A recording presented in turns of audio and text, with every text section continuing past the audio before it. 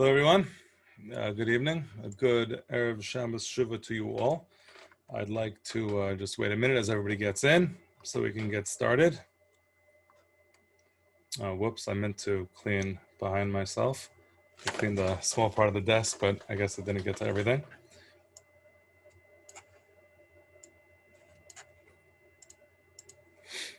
Okay, room's filling up. Thank God. Great to see you all. Or at least, you know what I mean. For those who have asked, you've probably figured out that it's being recorded. Just going to wait a minute as people silently file in to the room. There's no need to mute. We're on webinar. And so the advantage of webinar, if it could be said there are any advantages to webinar, is that everybody doesn't have to look at blank screens and they get to just look at me, which is often super exciting, I'm sure. Okay, just one more minute. So I hope nobody's too disappointed in what was in the envelope. I'm going to open up this one. I have one in my office. I don't know if I remember what exactly is in here, but let's see.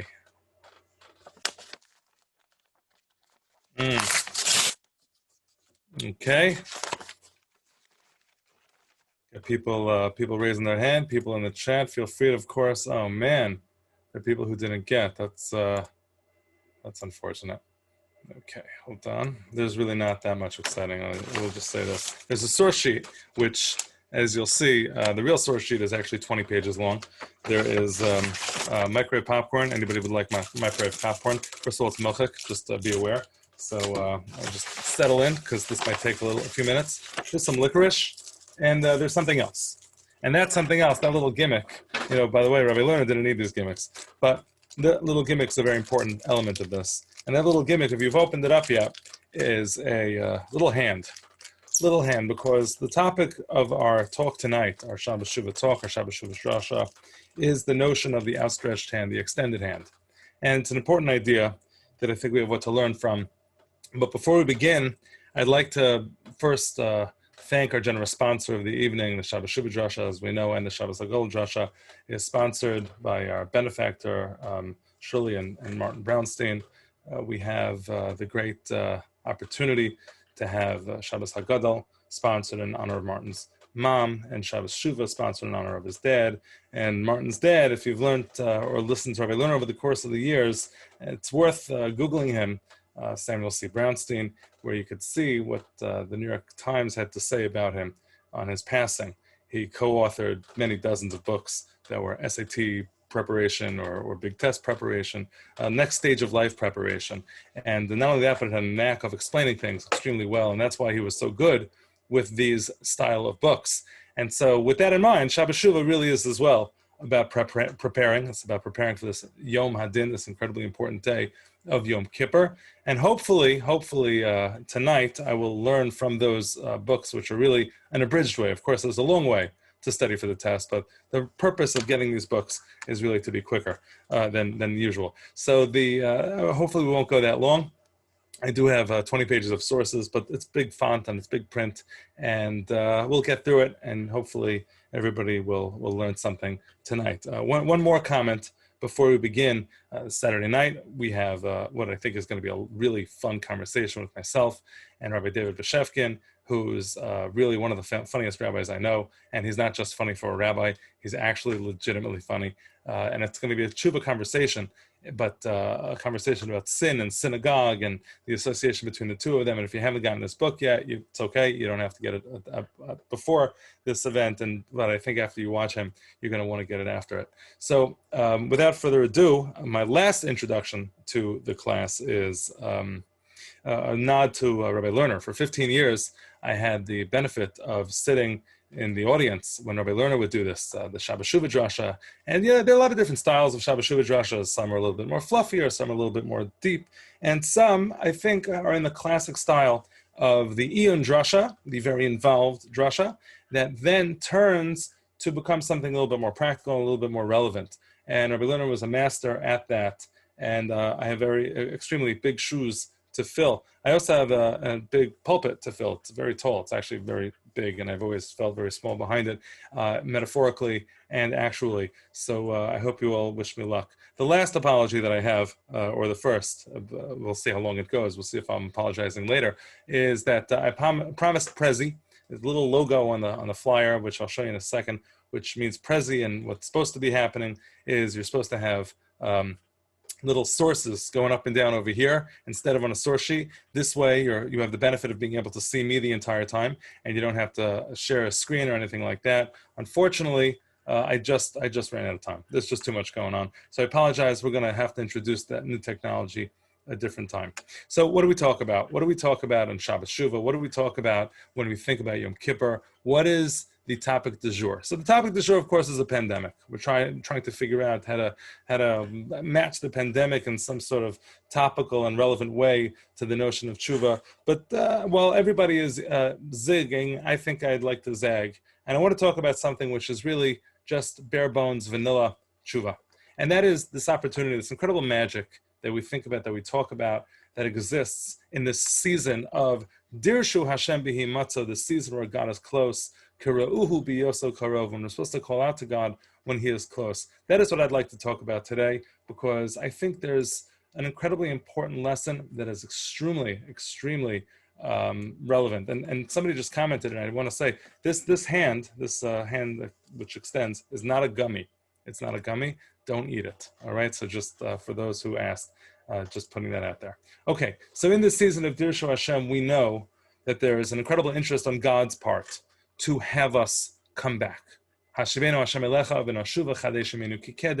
we see this again and again and again. When we talk about tshuva throughout the themes that are represented in the Rosh Hashanah and the Yom Kippur davening, we're constantly referring to this idea that God wants us back. And so in order to see some of these sources inside, I'm going to start. I believe you're all able to see my sources at this point. If anybody cannot, you will hopefully let me know. Okay. So we have over here in Tfilas Ne'ilah, one of the most important lines. It's at the end of the day, we're hungry, maybe we're not paying such close attention, but we have the following. Ata nosein yad laposhem. God, you give a hand. You give a hand to those who are poshea, those who are transgressors, those who have done wrong. V'yamincha peshuta l'kabel shavim, and your right hand is extended to be able to accept penitence, to be able to accept those who are coming back. Now, it's hard to understand exactly what this first line is referring to. What does it mean He gives a hand to the poshem? Does that mean He gives a hand to bring them back? Or does it mean that He gives a hand to sort of give them the opportunity to sin so that, if a person wants to do bad, okay, He lets them do bad. But the second half of the pasuk is clear. Nobody argues that v'yamincha peshuta l'kabel shavim means that God's hand is out there to be able to pluck back, to extend, to reach, to hyperextend perhaps, to be able to take back those who are distant. Pirkei Rabbi Elazar says this very explicitly. Nivreis hatshuva, tshuva was created. V'yamin hakadosh baruch hu, on the right hand of God. The right hand of God, pshuta lekabel shavim b'chol yom, is extended every single day to take back those who have disappeared, those who are lost. And of course, if it's every day. So we know that in this time of Dirshu Hashem b'matzah, when God is out in the field, we have this opportunity as well. We say so in Nisana Tokef, V'ad yom moso techakelo. Excuse me. God wants us back even until our dying day. Im yashuv miyad tekablo.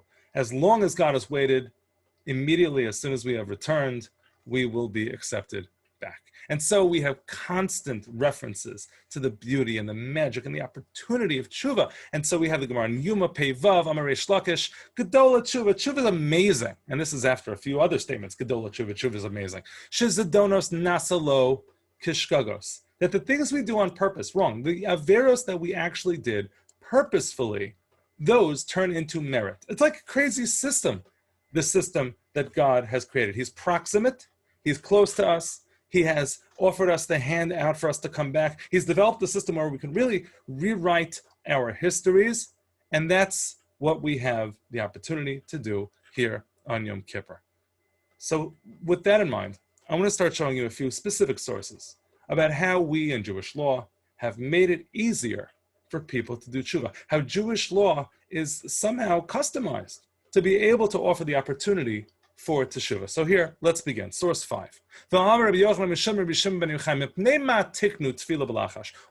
the Shemona Esrei quiet? Why is the Amidah quiet? Why don't we say this out loud? Why don't we yell it? We should yell from the rooftops. Baruch atah Hashem. Why don't we do that?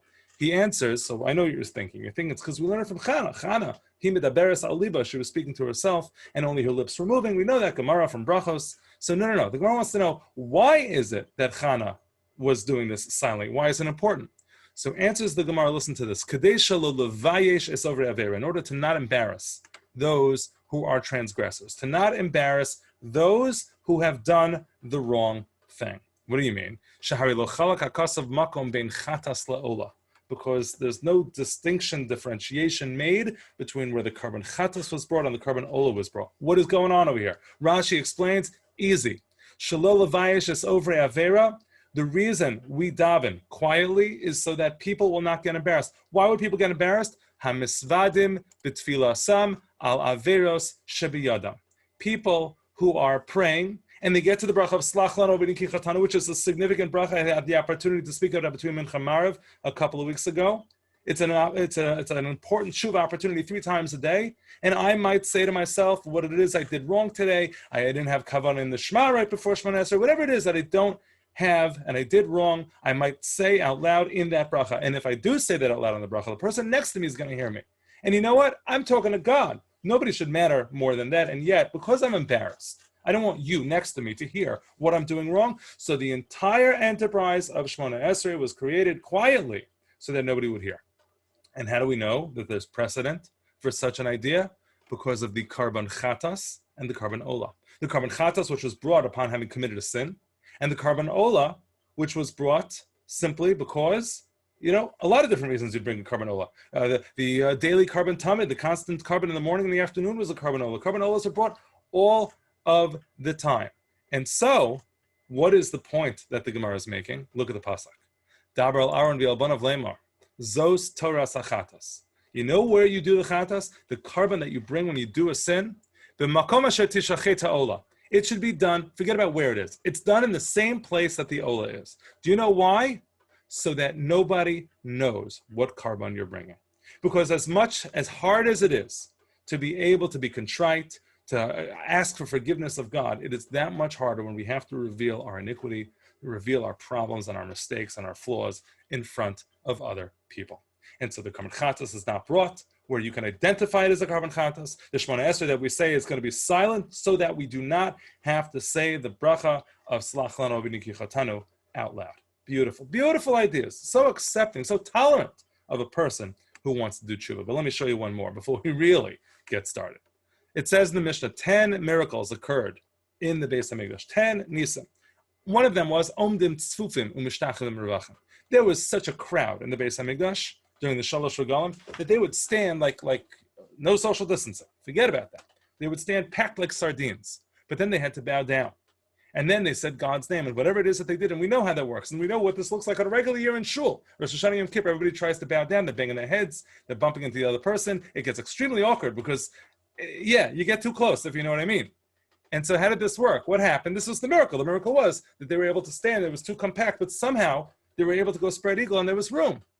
Why? Why is this like a deserving miracle? Let it get squishy. Let's do crowd control. Let's social distance. What's the big deal? Says Rashi, here's the goal of the miracle. Here is the reason for keeping people spread out.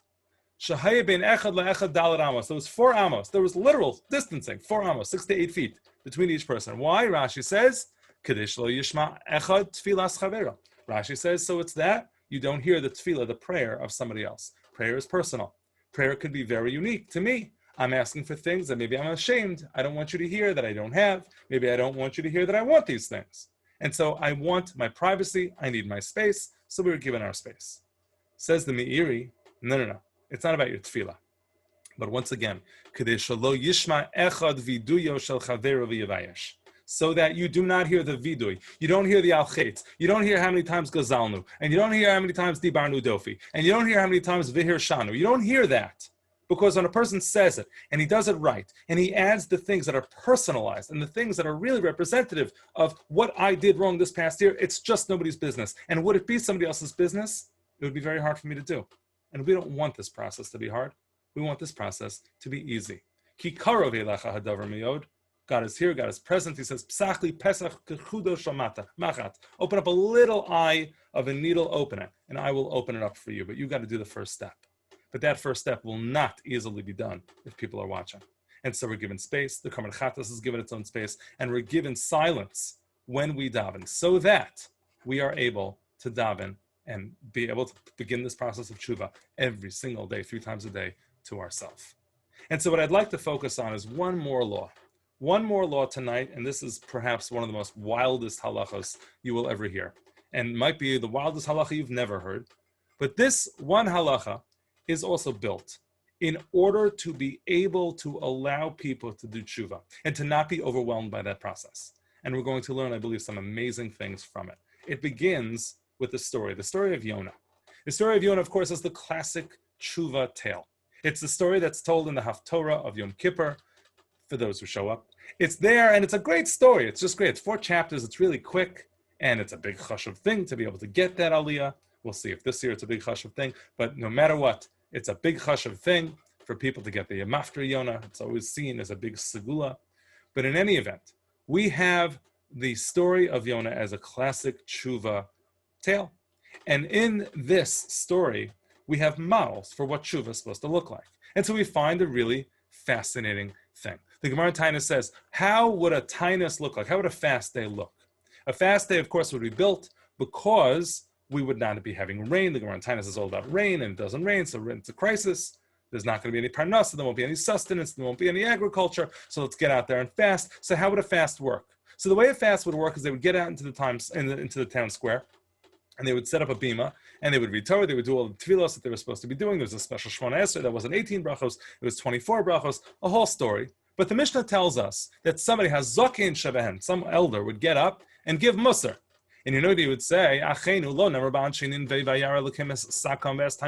It does not stay in that story that God saw their sackcloth and saw their fasting. It doesn't say any of that. Rather, what does it say? It says, God saw that they changed. They actually changed their behavior. Okay, great, super. That's amazing. It's amazing. He saw that they changed their behavior. Now, if you think about this, if you think about what this means, like what exactly was the behavior that they changed? Like what's the big deal? What exactly did Nineveh do right? So the Gemara goes on to explain, and it says a fascinating scenario. It presents my umin hachamas asher b'kapeim. What does it mean that when it says in the pasuk in Yonah that they returned from the chamas? The chamas usually means theft. They returned from the theft that was in their hands. What does it mean? What did they do? What exactly had they done that was so good that God was so impressed by their change of behavior? Amar Shmuel, afilu gazel merish uvanu bebira. Even had they stolen a beam, a big, huge beam, and they put it inside their mansion. It was like the center post holding up the entire roof. It was the keystone of the arch. Even if they had stolen that thing and they had put it there, still, what would they do in order to do tshuva? Mikakea kol habira kula. They would dig around the entire structure. The entire structure would be dug around, umachzer merish labalav, and they would return it to the owner. Okay, I mean, great. So you're a thief and you return your stuff. Why is this a big deal? So to understand why this is such a big deal, to understand why returning this beam, even though it's built inside a house, is such a big deal, we have to take a look at a Gemara in Bava Kama. And here's where our little in-depth study begins, but I think you'll find it fascinating. The Gemara in Bava Kama talks about a thief. And so let's imagine I steal wood. We'll keep it simple. I stole 2x4s. I went to Home Depot in the middle of the night, I put on a ski mask, and I stole 2x4s. I'm not a very creative thief, but you know what? I'm an artisan. I'm an artist, and I'm a sculptor, and I'm a woodworker. So for me, I have a hard time getting the raw materials. I don't have any wood near me, so I go to Home Depot and I steal it, and then I go and I make sculptures. Or I go and I make chairs. I go and I do something with it. And then I decide to do tshuva, or I get caught. What exactly do I pay back? So the Gemara says as follows. The Mishnah in Masechtas Bava Kama Daf Tzadik Gimel Amud Beis says, Hagozel eitzim v'asam kelim. Let's say I steal wood. Okay, so I stole wood from Home Depot. And I took it home, and I'm industrious. I'm not just going to steal the wood and fence it and sell it to somebody else. I'm going to sell it to Lowe's. That's not the business I'm in. I make chairs. I just don't want to cut wood, so I steal it. And so I make some chairs, and then I get caught, or then I want to do tshuva. how much do I got to pay back? What do I got to pay back? Do I pay back the wood? Or do I have to actually give the chair back because the chair is made out of your wood? Answers the Mishnah, Mishalim Kishas Hagzela. I don't actually have to return the chair, even though it's made entirely out of your wood or Home Depot's wood. Instead, I just return the value of the wood as it was when I stole it. I keep the chair's mine, and there's a whole Gemara explaining exactly why that is, and it starts over here. Amar Rabbi Chia, Amar Rabbi Yochanan. Rabbi Chia says, and we have the English over here, and most of the sources, not all, I apologize, but most of the sources are translated. Amar Rabbi Chia bar Abba, Amar Rabbi Yochanan, Dvar Torah. According to the Torah, it's not the way it should work. According to the Torah, Gezela haneshtanes chozeres be'eineh. A gezela, something that I stole, that I changed. I fundamentally changed the thing. It gets returned as it's supposed to, as it is right now. So theoretically, if I took a 2x4 and I turned it into a chair, I should be returning it as a chair. I should give you a chair, and you're going to say, "Thank you very much. I didn't need a chair, but I'm glad you turned my 2x4 into a chair. It's much more useful." Okay. Shenemar. How do we know that I should be returning exactly what it is that I stole? It says in the pasuk, "Veheshiv es hagzela asher gazal." I must return the thing that was stolen. I must return the thing that was stolen, and whatever the thing that it was, whatever it was that was stolen, I have to return it. Okay, fine. Now, if you take a look, the Gemara continues. The im tomar Mishnah saying, but didn't our Mishnah just say that I have to only return the wood? I don't have to return the chairs. I only have to return the wood. So the Gemara answers, no, mishum Takanat HaShavim, because this rule known as Takanat HaShavim. What is Takanat HaShavim? And you gotta understand this phrase. If you walk out of here tonight, there should be one thing that you know, and that is the phrase Takanat HaShavim. Takanat HaShavim means that there is a rule, an ordinance for the penitent. An ordinance for the penitent. It's a tough phrase in English, but it means there's a rule made to allow for people to do Teshuva, to be shav. And this is how it goes. Imagine I'm the guy who steals the wood, and so I steal the wood, and then I get caught, or then I decide I want to do Teshuva. But it's really hard to go and give you the chair back that I made the wood into, because, I mean, think about it. I took the wood, but I made the chair. You didn't make the chair. I spent 10 hours making that chair. I'm supposed to give you that back. So not only am I giving you back the wood, I'm giving you back the wood plus 10 hours of labor. I don't want to do that. I don't want to do that for you. Yes, I'm not a great guy. Yes, I stole it in the first place, but still, I'm not willing to return the labor plus the wood. So because of Takanat HaShavim, because of a rule made to enable me to do Teshuva easier, we say, you know what? Fine. Keep your chair. It's now yours. Return the money. Return the money that whatever it was that you stole, the value of the 2x4 is not the value of the chair, which is obviously much more. Just return the money. Keep your labor. Okay, fascinating rule. A nice way to get people to perhaps provide more, to get people to do tshuva. And once again, we want to encourage tshuva. We don't want them over hearing your al-chaitz. We don't want them seeing where you bring your carbon chatas. One more method to be able to get people to do tshuva. And so we have the following halacha. Because the rule is that if I steal a thing and I still have the thing, I got to give back the thing. So if I still have the 2x4, it's back to you. If I turn the 2x4 into a chair, I get to keep the chair because of Takanat HaShavim. But what about the following case? I didn't cut up the wood and turn it into a chair. What if I took the 2x4, big, huge 2x4, and I put it into the middle of my house and it's holding the whole thing up? And so on the one hand, I didn't really change it in any substantive way. I didn't do anything to it. It's right there. You can walk and come for tea and crumpets and you'll see, hey, that looks like my piece of wood. And it's right there. So just give it back. So the law of Takanat HaShavim, you would imagine, would only apply to something that you altered, you did a lot of labor. Here, all you did was you stuck it somewhere. So who says, if it wasn't altered, that the same law would apply? Would the same law apply? So the Mishnah says, indeed it does. Hey, Rabbi Yochanan ben Gudgada. Rabbi Yochanan ben Gudgada says, he explains, the rule is that if you have a beam that is stolen, and the beam was then put as the center point into a home, the home is literally built around like that big, huge beam in the middle. So what happens when the thief gets caught? What happens when the thief realizes, I got to make amends? Sheyital es damav. You only need to pay back the money. You don't actually have to pay back the beam. Oh, but what about the fact that the beam is still as is? The rule is that only if it's altered do we say, okay, fine, keep the chair. and pay back the value of the beam. But here's right here. Like, what's the big deal? So the Gemara says here also, Takanat HaShavim.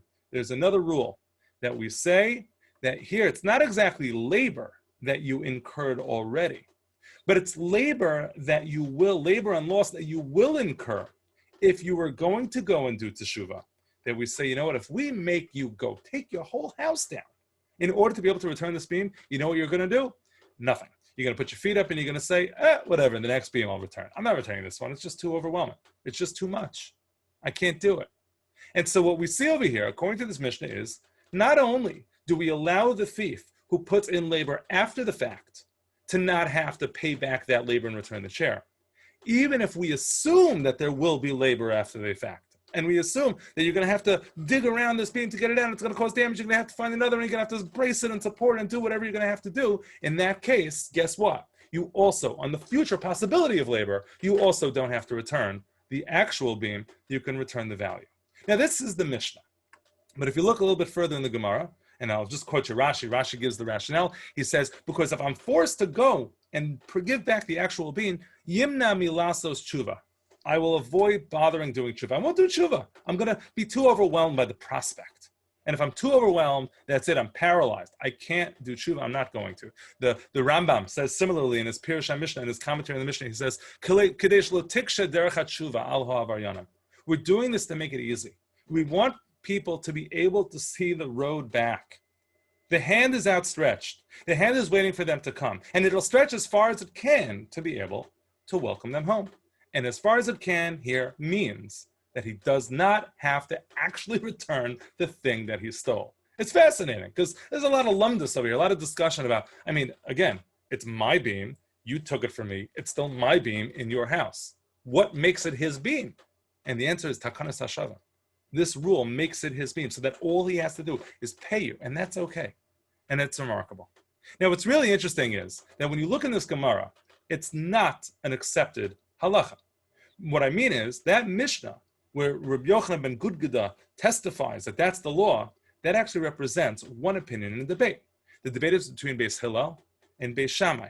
Tana Rabbanan, it says in the Gemara, Gazal Meirish Shubana Babira, if I stole a beam and I built it into a big palace, a big sort of house, Beis Shammai Omrim, you know what you got to do? Beis Shammai is always the strict one, right? Beis Shammai is the one who threw the convert out of the house. Beis Shammai is the one who pushed him out ba'amas habinyan, with the pole, which might have similarities and connections over here, but that's for a different year. Beis Shammai Omrim mekakea kol habira. Beis Shammai says you got to break down the whole thing. Umachzer meirish lebalav. It is his beam. Give it back. Beis Hillel Omrim, but Beis Hillel says ein lo ela demei meirish bavad.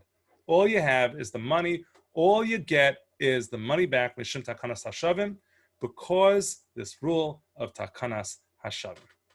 Now, this is fascinating, okay? So interesting. Thank you, Rabbi. Thank you so much. You share this interesting law that, even though I'm a thief, we don't require you to return the effort you put into the thing that you stole. We don't require you to theoretically have to worry about future efforts, and all you got to do is pay back the money because we want you to do tshuva. What a beautiful thing. The Rif, interestingly, talks about this. The Rif, Rabbi Yitzchak Alfasi, writing in the 12th century. And what's really 11th, 12th century, he actually is a halacha book. And yet, it's fascinating. He actually quotes this machlokus. He quotes Beis Shammai here. He quotes Beis Shammai here as if there's a value in Beis Shammai. This is a book of halacha, like what to do, not like a recollection of the discussions in the Gemara. What to do. And yet, he quotes Beis Shammai. We don't hold like Beis Shammai ever. Maybe there's a value here to hold like Beis Shammai. Well, we know when Ninveh did like Beis Shammai. When Ninveh took that pole out and they returned it, they went that far. What they were saying is, we are beyond Takanat HaShavim. We are so committed to doing the right thing, we don't need to defer to Takanat HaShavim. We don't need to be patronized in that way. We are going to go full term. We're going to absolutely do everything that we can. And perhaps there's a sense over here that it's maybe a nice thing to do if you can do it. Interestingly, not only is this true if I put it into a house, it's also true if I take your 2x4, and this is a much more relevant conversation nowadays, and I put it into my sukkah. The Gemara in Sukkah Daf Lamed Aleph talks about this same gezerah, the same takanas merish, this rule relating to the beam. And it says if I put the beam into a sukkah, I didn't put the beam into a big house, just a sukkah, a diras arai, a temporary dwelling, a temporary hut. Still, we say that what? I do not have to deconstruct the sukkah, even though the sukkah is short term. And it's a fascinating discussion over there. But I just wanted to point out that this halacha is not only true of a house. A sukkah is considered substantial enough for this halacha to allow the guy to, so to speak, get out of the sukkah free without having to tear it down to return his beam. Okay, so the Rambam quotes this halacha. He articulates this exactly as he learned it. Whether he admits the robbery himself or witnesses come and testify that he committed robbery, he's required to pay only the principal that he obtained by robbery. So that's the first part. Afilu gazal kora ubano asababira. He says, even if you went and you stole a beam and you put it into the mansion, since it has not changed. Again, if it changed, everybody says you don't have to give the thing back. I changed it. I altered it. I finished it up for you. It's not yours anymore. Now it's mine. I just owe you the raw materials, or I owe you the value of the raw materials, which don't exist anymore. So I got to pay you money. But the beam, even though I did not change it, it says I have to go. I don't have to go and break down the whole house. Even though you would think I would, the rabbis made a rule. You shouldn't have to tear down the whole house. You shouldn't have to worry about all those future expenses. A guy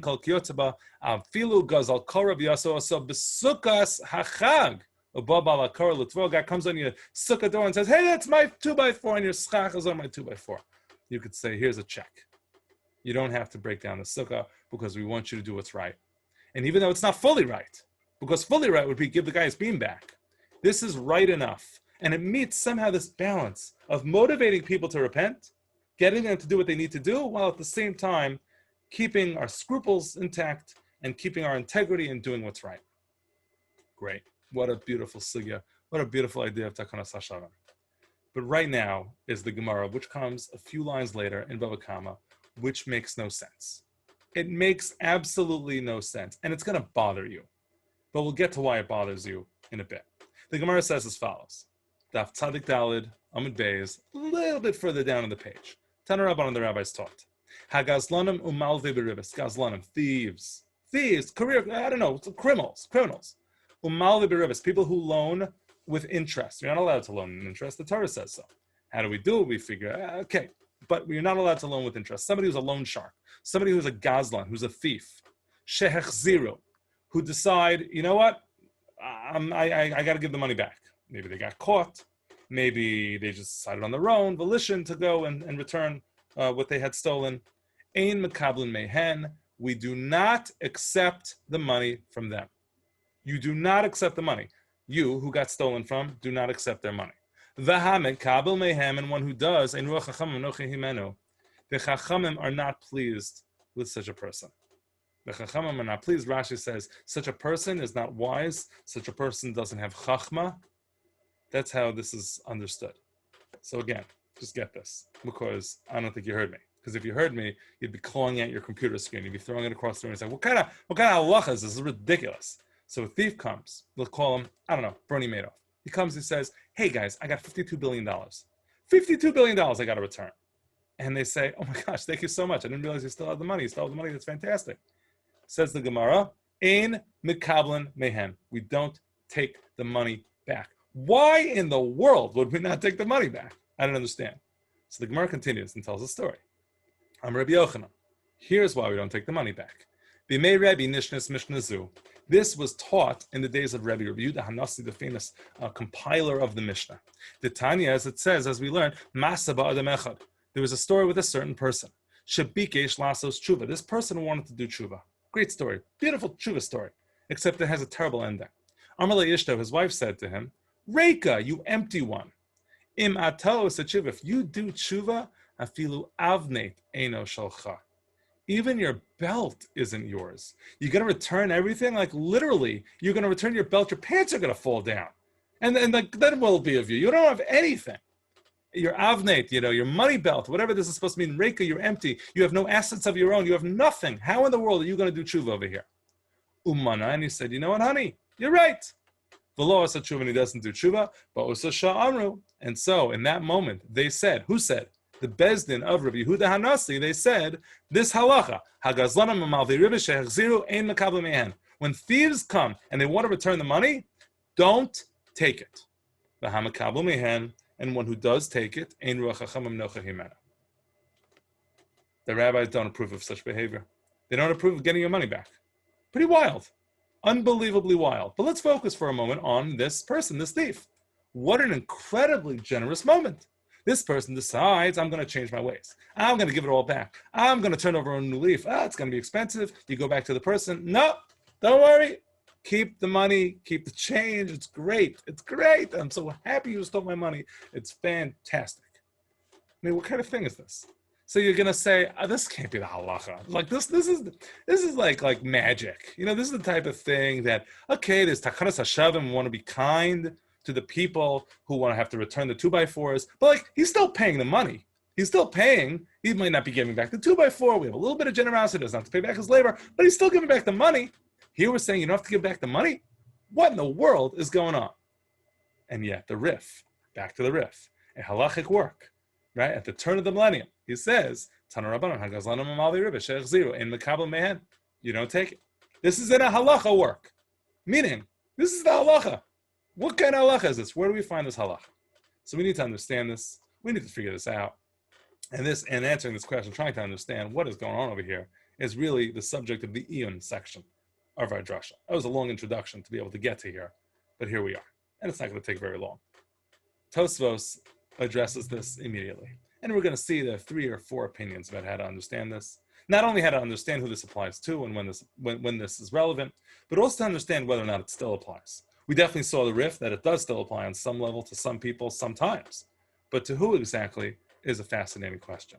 So Tosfos on the page quotes 2 opinions, Rabbeinu Tam and Rabbeinu Yitzchak. Okay, so Rabbeinu Tam speaks first. And Rabbeinu Tam and Tosfos says as follows. Delola fanav v'lola achrav. This rule that Rebbe made in his generation was only for his generation, not before him and not after him. Ella lidoro, only for his particular generation, his moment. There was a time that he was in charge, and he was in the court of law, and he was the Rosh Av Bezdin, he was the person in charge, he was the Nasi really. He made this rule for his generation. It did not last. It was not before him. He says, Tikein Mishum Maisa Shahaya. That story, it seems, got around. I don't know who this thief with the belt was with the wife, but, the thief, this story, he was going to do tshuva, he ended up not doing tshuva. Somehow that ended up being like the negative story of the century, and literally Rabbi Yehuda created a policy, Rabbi Yehuda Hanasi created a policy to address that story. And he said, look, what a terrible thing. Let's put a hiatus on all sorts of collections from thieves. When they come back, we don't want it to be too onerous for them, and we're going to allow them to do tshuva. What are they going to do the tshuva? I don't know. What are they going to do? They're not even handing the money back. But okay, we're going to consider that to be tshuva shlema, some sort of full repentance, or at least something like full repentance, or at least on the way to full repentance, but don't take the money. And if you take the money, we disapprove. That's what Rabbi Yehuda, that's what the Rabbeinu Tam says, what happened over here. It was a one-hit wonder. It was only 15 minutes of fame, this rule. And he says, you have to say such a thing. Why? Because first of all, you look around the Gemara, and you see dozens of stories where people steal, and they're taken to court, and they have to pay back. The Gemara is full of stories, not just laws. And it tells stories about people who are taken to court. And so he goes on to describe these different stories, etc. And then he says, we only ask stories from the generation of Reb Chia, who is a student of Rebbe, because, hey, you would think that those stories happened while Rebbe was alive. So why do we see that there are people who are paying back? Why do we see such a thing? That comes up in this Tosfos. Then Tosfos wonders, hey, the Mishnah itself that started this whole conversation, that a person who steals wood and makes it into a chair only has to pay the value of the wood. Isn't the Mishnah question on Rebbe? What do you mean? You don't have to pay back anything. No, it's a free-for-all. You don't have to pay back. To which Tosfos says, no. Rebbe didn't write all of the Mishnayos. He compiled them.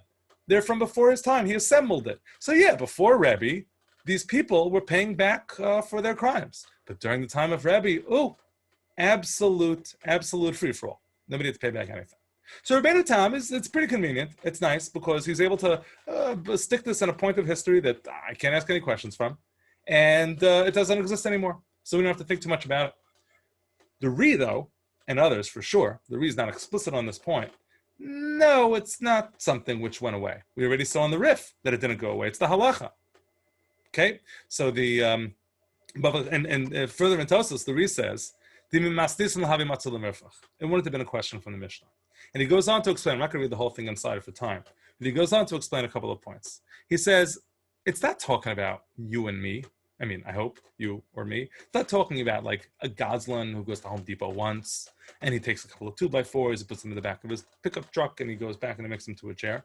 That's not who we're talking about. Yeah, the Mishnah applies to such a person. If you steal eitzim, you return the may eitzim, the value of the wood, of course.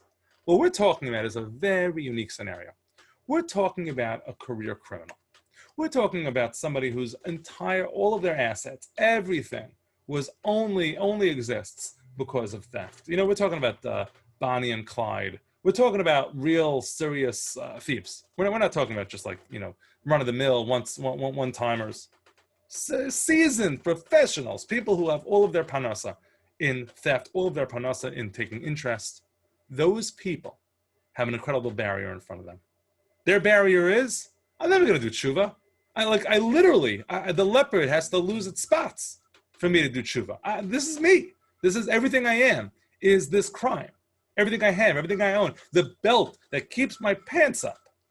So like, what am I going to do? So Rebbe made a rule for such people, not only in this generation perhaps, but even in the future.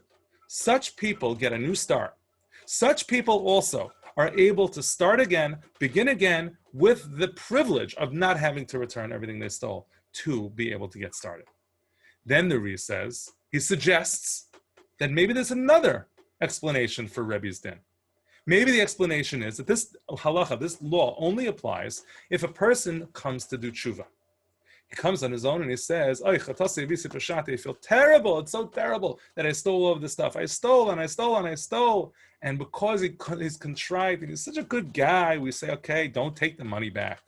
Don't take the money back. But let's say he gets caught. Let's say he gets sued. Let's say the court of law comes after him. Let's say he gets subpoenaed. Something happens. We catch him. Then, of course, this rule is not going to apply. So the Ri suggests, maybe we could suggest that. Then the Ri demolishes the argument. He says, no, that doesn't work. Because you know what's going to happen. We're not talking about scrupulous people. The first person, he went and he stole. And now we're talking about him doing tshuva. You know what he's going to do? I'll tell you what he's going to do. It's brilliant. He goes and he steals $1 million from the bank. And then he goes back to the bank. He says, I feel terrible. I stole $1 million. Oh, right. Rebbe's halacha applies now, right? So you can't take the money. And so everybody's going to do that, says Tosfos.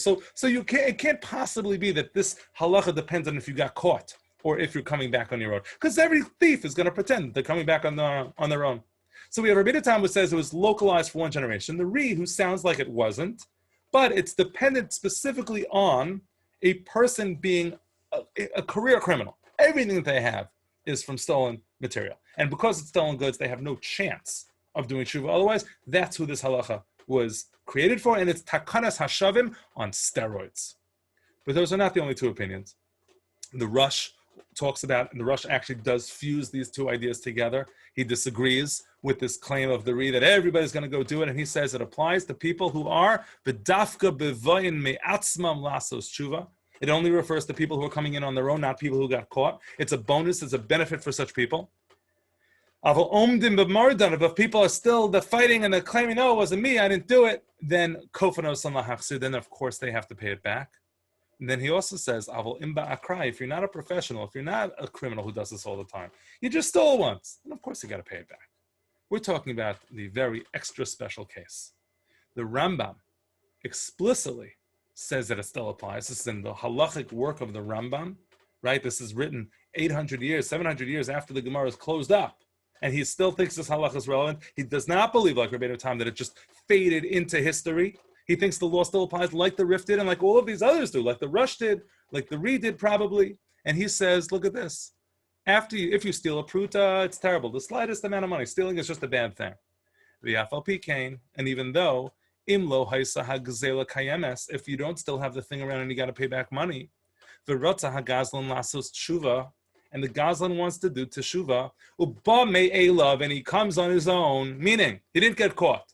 He wants to do teshuva. And he's presenting, even if it's just a slight amount, you don't have to be a career criminal according to the Rambam. It's a slight amount. The hechser demei hagzela, and he wants to pay it back. Takanas chachamim hi she'einu kablam mimenu. We do not take it. Rather, ela ozer noso umochlin lo. We help him, and we are mochelim kedei lekariv derech hayashar al hashavim, because we want to bring the right path. We want to put them on the right path. We are willing to contort our arm in any possible direction, at any length, to be able to accept this person back, because he wants to do good. He's ba me'e love. To the Rambam, that's the only thing that matters. To the Rush, it has to be a career criminal. It has to also be somebody who is who came on his own. To the Re, it has to be somebody who's a career criminal. To Rabbeinu Tam, it has to be somebody who lived in the 3rd century. Otherwise, none of this applies. So we have a 4-way machlokas over here between the different Rishonim exactly how to understand what is this halacha coming to teach us. So you know where we got to look? Let's look in the Shulchan Aruch. Is this in the Shulchan Aruch? So indeed it is. It's found in 2 different places. It's in Choshen Mishpat. This halacha exists. It is on the books as of today, 2020. It is on the books. Look at what it says. Gazlan Mifursam, a public, well-known, Butch Cassidy, right? Jesse James, these types of characters. They, sha'asakav b'kach u'tshuvaso kasha. Their whole business is this. I don't know. They take interest. Chase Bank, whoever. Somebody who does this consistently and all of the time, who haba lasos tshuva me'atzmo, who wants to do tshuva on their own. Im ein hagzela kayemes ein mekabel mimeno. If the thing is not around, if it's a thing, right? I stole your phone. Okay, you got to return the phone back. It's my phone. Just like get off the phone, hand it back.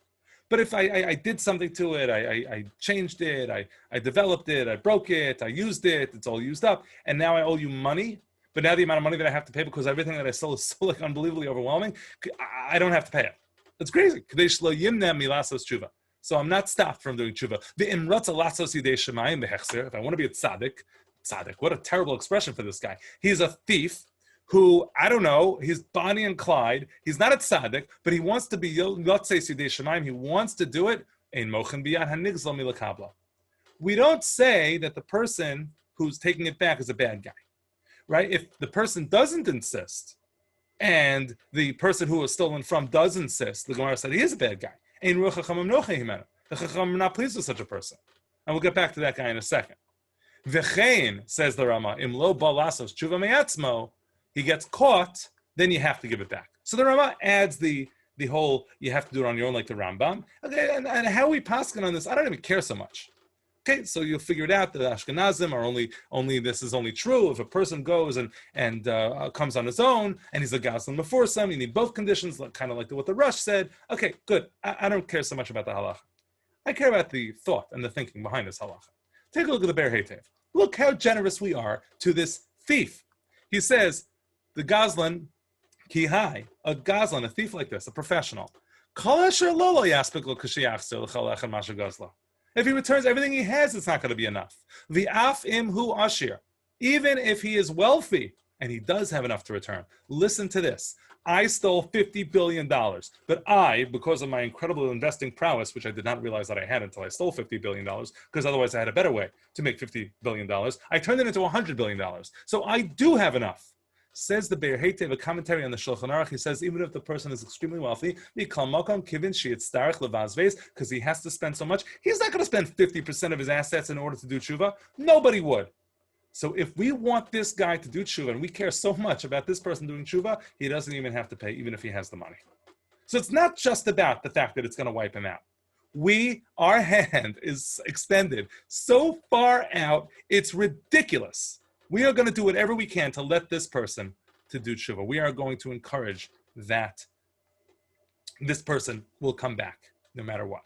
And we have this idea again and again, and these sources I'm actually going to skip just for time. This idea that we don't want people to feel like things are impossible. The Mishnah Navo says, do not think that you're a Rasha. Do not think that Eino Yachal Achzor B'tshuva. Even the guy who stole $50 billion and has another $50 billion to spare, that guy also can do tshuva easily.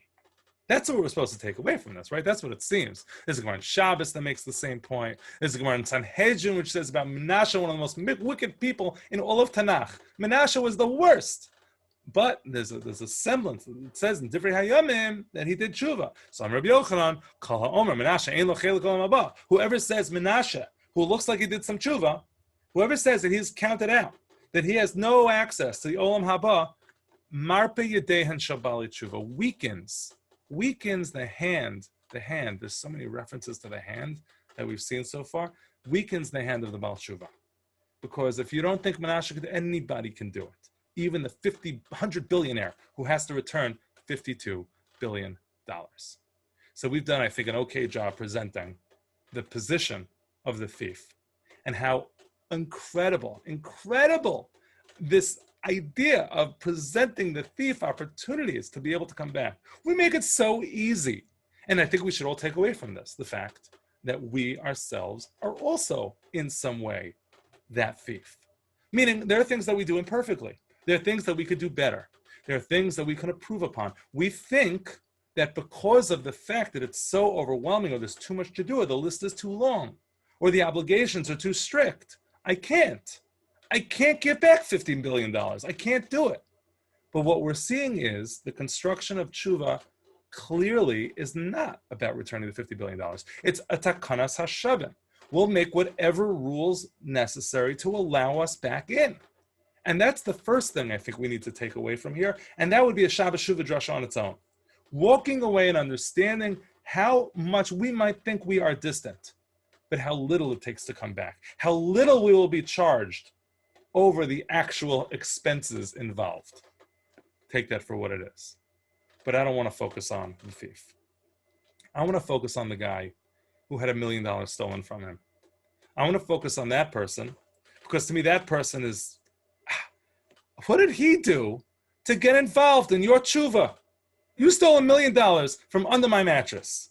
And then, I don't know, you got caught, let's say according to those who showed him. Or let's say you decided to make amends. What in the world do I care? What do I care? I'm at $1 million.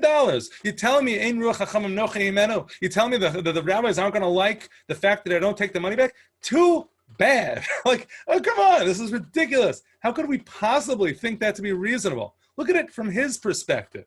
And so indeed we do find, just before anybody gets too nervous about this and says, this is crazy, and you throw your hand in the garbage and you leave the webinar, and you're like, I'm out of here. Don't do that yet. The Maggid Mishnah does say, V'li nira, Shafal, commentary in the Rambam, he says, Shafal Pishamr Hamakabal Ein Ruach HaChamim Nochei Imenu. Even though it says that somebody who does take the $1 million back, the rabbis aren't so pleased with you. In Rotza L'Kabel V'Lochaf As a Gazlan, Bevezdin, if he does want to take him to court, he may. Now, not everybody agrees with this, but the Maggid Mishnah and many others paskin that you can actually get your money back. It's not great midos. You're not being part of this project that we're trying to orchestrate over here, and I'll explain what that is in a minute. But you know what? Okay, yeah, I guess you need the money, and we'll get to that in a second. The Beis HaBechira, the Meiri says midas chasidus shelo lekabel. It doesn't mean you can't give the money, you can't take the money. It's a piety to be involved in this tshuva process. Okay? The Rivash, also a Rishon, says similarly, midas chasidus, I'm going a little quickly now to be able to finish in time, midas chasidus shelo lekabel mehen kadei shelo yimna mehen tshuva. And again, I am now, it's being imposed on me to be part of your teshuva story. You stole my $1 million, and I'm going to be sort of a hero to allow you to do tshuva. It's like crazy, a little crazy. Even if it's a midas chasidus, even if it's a piety, like how is that considered to be piety? So I saw an amazing expression. Shida Mikubetzes, who assembles many of the Rishonim on the Gemara, look at what he writes. He says, what's the purpose of not taking the money? Kadeshi Asimo Alibam. So it's placed on their hearts. So they're focused on this lesson, whatever this lesson is. The Yilmedu Shar HaGazlanim. So all the Gazlanim can learn. Ah, so beautiful. So beautiful. I get to be the impetus for this great Shuva project. All it cost me was $1 million. Still not so reasonable. So in case you think that it's mamish not reasonable, this is ridiculous, and you're out of here, hold on for one Sefer Hasidim. The Sefer Hasidim explains, he says, no, relax. If the nigzal, the person who was stolen from, does not have the money to spare, and the example that he gives is, V'dafka shehanigzal ein chayav la'acherem. It's only if the nigzal didn't owe money to others. But let's imagine the nigzal owed money to others, or otherwise known as, he doesn't have enough money. Then I don't have to do bad by another person. I'm now a pauper because this guy's not paying me back because I'm being a tzaddik. I can't have his tshuva happen on Yenim's cheshbon, right? I can't do that. That doesn't make any sense.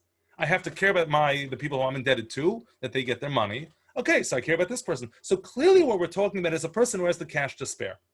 A person who has the cash to spare, they have the ability, they have the bandwidth, so to speak, to be able to be generous, to allow somebody else to make mistakes, and to learn in this moment from their mistakes.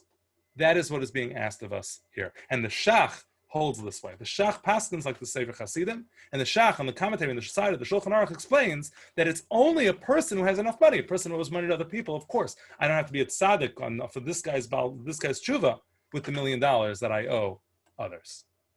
Okay, and so for our final section, let's talk about the upshot of this. Like we have this a lot, this idea of making rules, allowing people to do tshuva, making it easy. We have a Takanat HaShavim, this incredible book by Nachum Rackover, who's a halachist. He studies halacha in Mishpat Ivri and Israeli, the intersection between Israeli law and Jewish law. Fascinating stuff. You can find this online. It's right here. If anybody wants the source sheet, I'd be glad to share it with them. Just send me an email. I'll be glad to share all of this with you.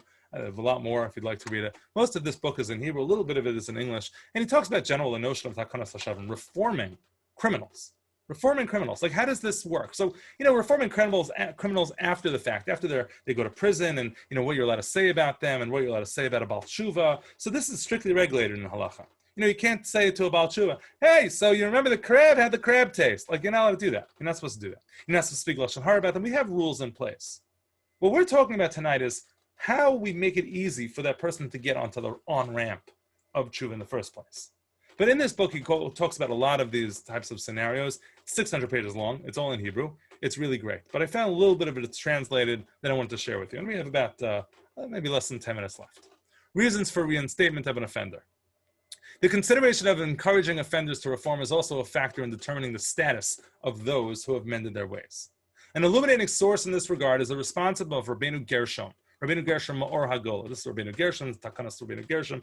He banned polygamy. He banned reading other people's mail. He was like the teacher of Rashi. We're talking way back Ashkenaz. Way back Ashkenaz. Okay? So here's the question. There was a Kohen who apostatized, if you ever want to know how to spell that word. Okay? And then he returns. He does tshuva. He's back. Oh, look at this guy. He's back. Mr. Kohen who apostatized. He comes back. Was he fit to do Birchas Kohanim anymore? Can he get an aliyah anymore? So Rabbeinu Gershom replied that although he had sinned, he was fit to give the benediction and might be called first to the biblical reading since he had repented. The reasons Rabbeinu Gershom gives are significant. First, after examining the relevant scriptural and Mishnaic sources dealing with Kohanim, he concludes that there is nothing in their sources to disqualify this particular Kohen. Rabbeinu Gershom then continues to show from other sources as well that the Kohen should not be disqualified. And he goes through a few different explanations. Number one, it would be very onerous, literally, onoas devarim. It would be offensive, and you're not allowed to offend the Baal Tshuva. And this would be like reminding him of his past every single time he's passed by for an aliyah. Second, he explains further down in the paragraph, Rabbeinu Gershom argues that if an offender is prevented from making a new start, he may be discouraged from repenting. What's that known as? Takanat HaShavim. We make rules anticipating what will be the upshot of what's going to happen in this circumstance. Like, what's going to happen here if we don't allow for tshuva? What are you going to cause? What will the person be stifled by? And the whole story is told over here in Machzor Vitri. I have a tshuva of Rav Moshe just to show you that this is used before Rashi, the notion of Takanat HaShavim. Fast forward 2,000 years, and Rav Moshe Feinstein in the 20th century is talking about, what's he talking about? Be'inyan kelim yakaram mi porcelain. You have porcelain dishes, china dishes, some sort of dishes that weren't used for 12 months. You probably all heard about this 12 months, Rav Moshe's famous heter. He explains that in the scenario that he's describing, I don't want to get into it, he says, somebody's doing tshuva, somebody needs dishes, and so are we going to be makbid on the fact that maybe they were used for treif and not kosher, and you can't kasher porcelain dishes? He says, no, relax. We want to make it easy for people to be able to do tshuva. And so this value permeates 1,000 years of halachic literature, if not more. Practically. But let's get back to the guy who lost his $1 million. Because there's no loser when we give the Kohen the aliyah. And there's no loser when we allow the person to use the porcelain dishes. Takanat HaShavim is a beautiful concept when it's God who's doing the talking. When God says, my right hand is the pshuta l'kabel shavim. But this is a person. This is a person who lost $1 million, for example.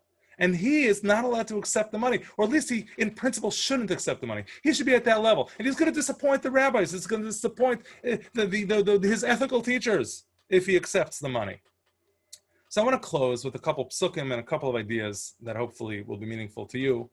Is the more fluffy part, because I think we've earned it. Psukim at the end of Yonah talk about how they do tshuva. It's a great story. Tshuva, Yonah ends up all frustrated because he's so mad that they did tshuva, and so he wants to kill himself. He's really super depressed, and he sits out there and he's boiling to death, and it's very bad. And the kikoyon springs up, and he's got water, and he's got everything, and he's taken care of.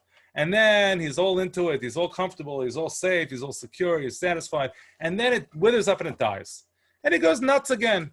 He goes crazy. And so God says to him, in the last, you could read it yourself. I'm sorry, just for time, I'm going quickly. You could read it yourself, but he says in the last line of Yonah, this is where it ends. He says, you care so much about a tree. The tree protected you for 10 minutes, for a little bit, a couple of days. He's got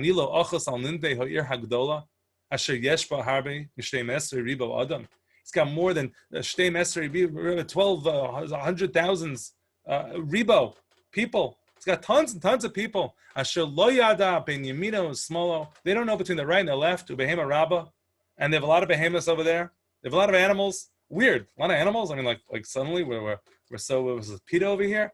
What's going on? So the Radak says, indeed, who are the people who don't know between the right and small? Asher lo yada between right and left. Those are children. They're children over here. They're animals over here. They're innocents. Says the Radak. I'm going to go and just dispense with the innocents because they didn't do tshuva? Of course I'm going to give them a second chance, Yonah. What don't you understand? Says Rashi, who are the behemoths? Who are the behemoths over here that God is saying, I'm sorry, I had to save the behemoths. I had to say the behemoths. Rashi says, Behema Rabba, B'nei Adam Gedolim, adults. Yeah, the ones who don't know right from left, those are the kids. But the behemoths, those are the people, V'daitan kebehema. They're adults. But those are the people that you declare a behema. Those are the people who you declare to be the other. Those are the people who you think are subhuman. They're different. They're not good enough. She'enam akirin mibaram. They don't know who created them. They're the behemoths. I'm not going to save the behemoths. And so it's fascinating because the person who loses the $1 million is being asked to do something of incredible generosity for another person. He's taking a look at a sinner who sinned against him, and with incredible generosity, he has to understand that this person wants to be a penitent. He wants to come back. He wants to be good. And you're being asked, this behema, you're being asked about this guy who stole the money to give him that window, to give him that opportunity to make a mistake, to give him a little bit of empathy, to give him a little bit of understanding. Again, you have enough money. If you don't have enough money, you can take the money back. But if you do have enough money, that should be your donation. Your donation should be that $1 million for this person's reformation. And so the pasuk in Yonah says earlier, and this is a little militza. This is not too serious. But when Yonah finally gets to them earlier in the story and he gets them to do tshuva, what's the value of the behemoths? Like, why do we care so much about them? So Vayazek Vayomer, the king of Nineveh, says, Mitam HaMelech Ugdolov Lemar, his advisors, everybody's yelling. They're all intimidated by what Yonah said. Ha'adam v'ha'behema, ha'bakar v'hatzon al-yitamu. Everybody's going to fast. People are going to fast. They're not going to feed the animals. Even the animals participated. Even the animals were involved. Even the animals were together in this crisis. And perhaps it's amazing in this personification of the animals in this pasuk, as if before and after, it's the animals who are involved in the tshuva, and it's the animals that literally God is telling Eliyahu he had to save. We have this incredible phenomenon where even the animals are involved, and even the animals need to be saved. And according to Rashi, it's the people who we dismiss. Now, I come to the headlines now, because Shabbat Shuva is not about just hearing nice stuff and going to sleep. Shabbat Shuva, I think, is about picking a project, trying to think of what's this year going to be about? And oh my gosh, there's so much to learn from this year. There's an incredible amount to learn from this year. I don't have a lot of time. But if I had more time, I'd play you a clip from an incredible video that I saw this week from a conservative rabbi. And probably I'd get my head handed to me. What am I doing? It's my first Shabbat Shuva Derasha. I'm playing a quick clip from a conservative rabbi, Rabbi David Wolpe, from LA. You read him in the Jewish Week, right? He's very well known. But he had an incredible sermon. Thank you, Rebecca Sassooni, for sending it to me. And in this sermon, he talks about how we have an obligation to love Jews, Ahavas Yisrael. And very often, we have a hard time because we get upset at other Jews. And very often, I might add, when we hear speeches about people being happy with other Jews and being welcoming and being forgiving of their behavior, we are usually pointing at one direction or another, maybe to those who are to the left. And to hear a conservative rabbi talk about how important it is to love every single Jew. It's really important to love every human, but that's a lot of people. That's 7 billion people. But if you want to just figure out, he says, 0.02% of humanity and focus on them just because they're Jews, even if you think they're a behemoth, and even if you think they don't agree with you on politics, and even if you think that they don't agree with you and they're coming and they're wrong-headed when it comes to how they deal with a virus, and maybe they are wrong, and maybe they stole $1 million. But still, there's a midas chasidus in figuring out a way to make it work, to not creating lines so that, as we see over here, you can't have friends. And everybody who is your friend, everybody who is in your Dalet Amos, everybody who is prostrated out in the Beis Hamikdash with you is exactly like you. The ability to expand ourselves into that beyond the Dalet Amos, to beyond the separation, beyond the people who precisely agree with me about everything, has become one of the most critical things. You see communities being broken up about what's going on right now. How many texts do you get fighting back and forth about how to react to a pandemic? It's a pandemic, for God's sakes. Have we learned nothing about what is really important? It's a situation before pandemic, we worried about anti-Semitism. Do you remember that 6 months ago? That was like a thing. Those were the behemoths that maybe we're criticizing now on one side or the other, who were with us, who stood with us, who were the only things we had. 0.02% of humanity is all that we're asked to universally and absolutely figure out a way to get along with. It goes further. Just as an example, a few people actually sent me this yesterday. You have a shul who sent out, I don't know whose shul it is, don't tell me if you know. A shul sends out their Yom Tov, your Yom Kippur list, right? Here's where you're sitting. And inevitably, people are going to get upset. I think we are in a situation we didn't have to make anybody too upset. But maybe we made a few of you somewhat upset. And I really, really apologize, because I promise you that was nobody's intention. Everybody just wants to be happy right now.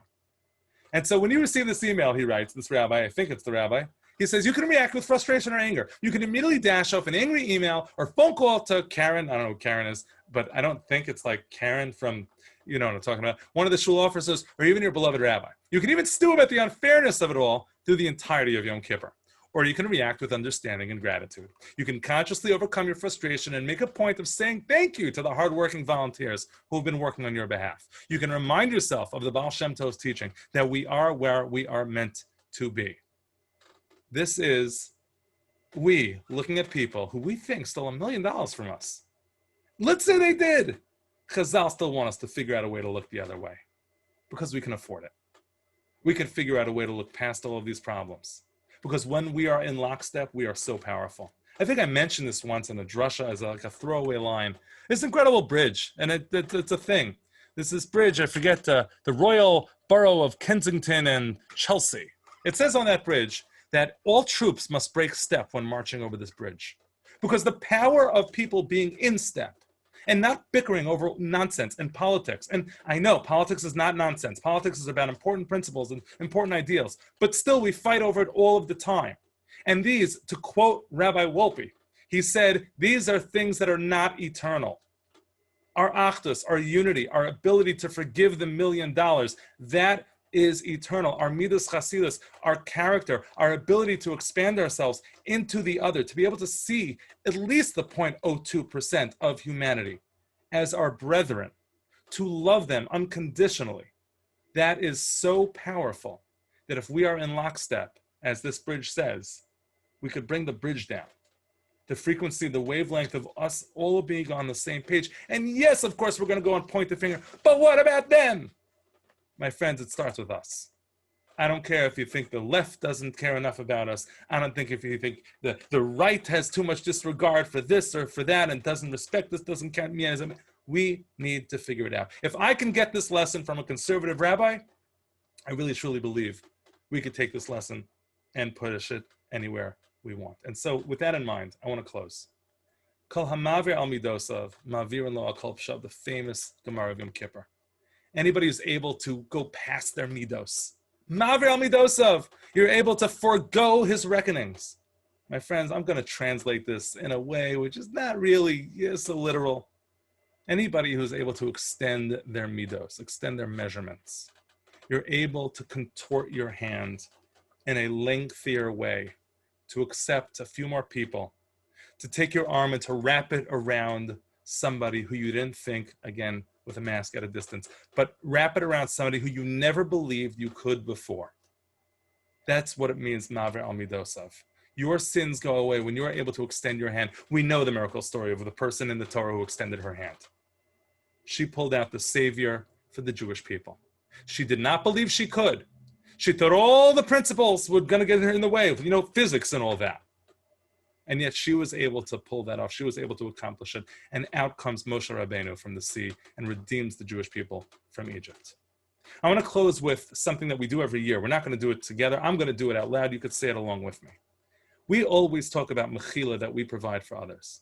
I'd like to do it in advance of an election year, in advance of fights that we are seeing now that I have not seen. I'm not such an old guy.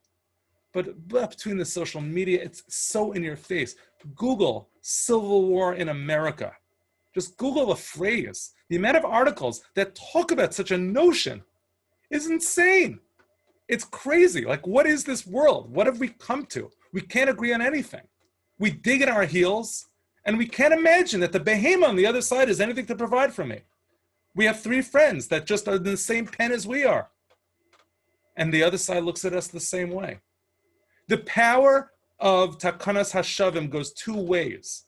We are able to be people who can come back so easily, but we also need to be able to be people who can allow people to come back that easily, and to forgive and to forget, and to be mochel the million, because I don't really need it. It's okay, I get it. You're coming from a different perspective.